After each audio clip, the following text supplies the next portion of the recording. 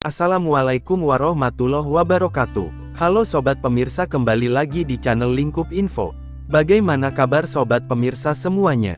Pastinya baik-baik saja kan? Sebelum lanjut ke videonya, jangan lupa terlebih dahulu tekan tombol like, comment, and subscribe. Pembahasan topik kali ini terkait positif bantuan BPNT alokasi bulan Mei-Juni tahun 2023. Sudah dalam proses tahapan ini, para KPM PKH dan BPNT wajib tahu 9 tahapan proses pencairan bantuan PKH dan BPNT, dan bantuan PKH serta BPNT alokasi bulan Mei-Juni cair mulai besok di wilayah ini. Nah, kira-kira seperti apa informasi selengkapnya? Maka dari itu simak terus videonya hingga selesai dan jangan di-skip, agar kalian tidak ketinggalan informasi terbarunya. Dan bagi teman-teman yang baru menemukan channel Lingkup Info, support terus channel ini dengan cara like, comment, subscribe, dan jangan lupa aktifkan notifikasi loncengnya, agar kalian tidak ketinggalan informasi terbaru terkait pencairan bantuan PKH tahap 2 dan BPNT alokasi bulan Mei dan Juni, serta bantuan sosial tambahan lainnya dari pemerintah di tahun 2023 ini. Oke, langsung saja ke topik pembahasannya. Nah, pada saat ini para KPM BPNT tentunya masih menanti-nanti untuk bantuan BPNT alokasi bulan Mei dan Juni dicairkan ke dalam kartu KEKS-nya, dan tentunya para KPM PKH dan BPNT harus mengetahui tahapan-tahapan proses penyaluran bantuan PKH dan BPNT, karena kebanyakan dari mereka hanya mengetahui bahwa saldo di KEKS-nya sudah terisi untuk yang cair lewat kartu KKS, dan mendapatkan undangan pencairan untuk yang cair lewat PT Pos Indonesia. Jadi para KPM itu harus mengetahui, sebelum saldo masuk ke dalam kartu KKS, ada tahapan-tahapan yang harus dilalui di Kementerian Sosial Republik Indonesia. Nah, sesuai dari sumber yang kita dapatkan, ada 9 proses pencairan bantuan PKH maupun BPNT.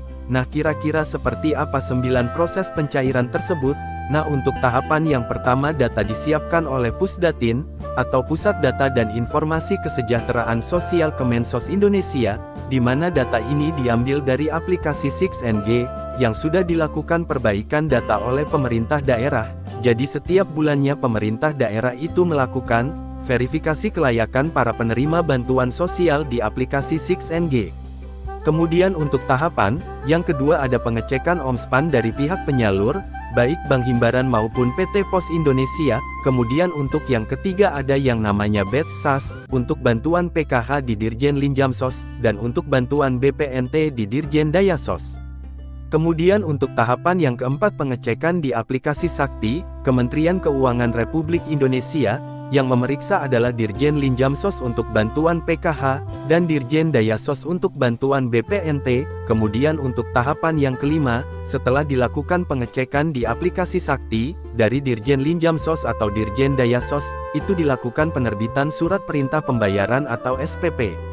Kemudian untuk tahapan yang keenam, setelah diturunkan surat perintah pembayaran atau SPP, maka akan diturunkan surat perintah membayar atau SPM. Nah, setelah statusnya berubah menjadi SPM, maka akan diupdate di aplikasi 6NG.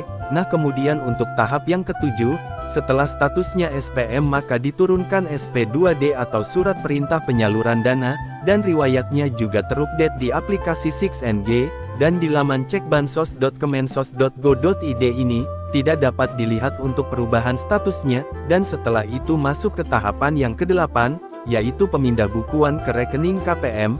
Lalu untuk tahapan yang ke-9, yaitu dana bansos ditransfer ke rekening KPM, atau pihak PT Pos menerbitkan Danom, di mana Danom tersebut ditampilkan di surat undangan pencairan, yang berfungsi sebagai proses pembayaran atau pencairan bantuan sosial yang lewat PT Pos Indonesia. Nah, itulah 9 tahapan yang wajib dipahami oleh para KPM PKH dan BPNT. Nah, untuk bantuan BPNT lokasi bulan Mei dan Juni, sampai saat ini masih belum terpantau perubahan status salurnya di aplikasi Cek Bansos ataupun 6NG. Misalkan sudah ada KPM yang terupdate, untuk periode Mei-Juni itu pun masih sebagian kecil KPM, karena tergantung data yang disiapkan oleh pihak Pusdatin. Oleh sebab itu kita bisa menyimpulkan, untuk mayoritas penyaluran bantuan BPNT alokasi Mei dan Juni ini, sudah ada di tahapan proses pertama hingga proses kelima. Jadi sampai pada proses tahapan penurunan surat perintah pembayaran atau SPP ya, nanti apabila periode di aplikasi 6NG ataupun cek bansos sudah berubah menjadi Mei dan Juni, berarti sudah memasuki untuk tahapan yang ke-6, dan setelah statusnya SPM, dalam beberapa hari nanti akan diturunkan surat SP2D, lalu diturunkan surat pemindah bukuan ke rekening KPM, dan setelah itu barulah dana bantuan BPNT untuk lokasi Mei dan Juni, bisa tersalurkan ke kartu KKS Merah Putih KPM, kemungkinan untuk pencairan BPNT alokasi bulan Mei dan Juni ini, pada sisa terakhir bulan Mei hingga nanti pada bulan Juni tahun 2023 mendatang, jadi untuk para KPM BPNT pemegang kartu KKS Merah Putih, harap bersabar menunggu pencairan bantuan BPNT untuk alokasi bulan Mei dan Juninya. Kemudian untuk update bantuan BPNT hingga bulan Juni, cair hari ini hingga besok di wilayah ini, dan untuk bantuan BPNT yang dimaksud adalah, yang cairnya lewat PT Pos Indonesia, di mana memang proses penyalurannya 3 bulan sekaligus, dan untuk hari ini, yang terpantau melakukan penyaluran, bantuan BPNT lokasi April Mei Juni di daerah Banyuwangi, adalah Kecamatan Singojuru dan Belimbing Sari. Sedangkan untuk besok juga dilakukan penyaluran, untuk Kecamatan Licin dan Kecamatan Sempu, dan kami yakin bagi daerah-daerah lain, yang cairnya lewat PT Pos Indonesia, besok akan ada penyaluran untuk bantuan PKH tahap 2, dan BPNT alokasi bulan April Mei dan Juni, serta bantuan tambahan dari pemerintah lainnya. Maka dari itu tulis di kolom komentar agar KPM lain bisa mendapatkan info dari kalian. Nah demikian terkait update informasi pencairan bantuan PKH tahap 2, dan BPNT alokasi bulan Mei dan Juni tahun 2023 ini. Terima kasih sudah menyimak videonya sampai habis, dan jika Anda berkenan jangan lupa like, comment and subscribe. Sampai jumpa di video selanjutnya.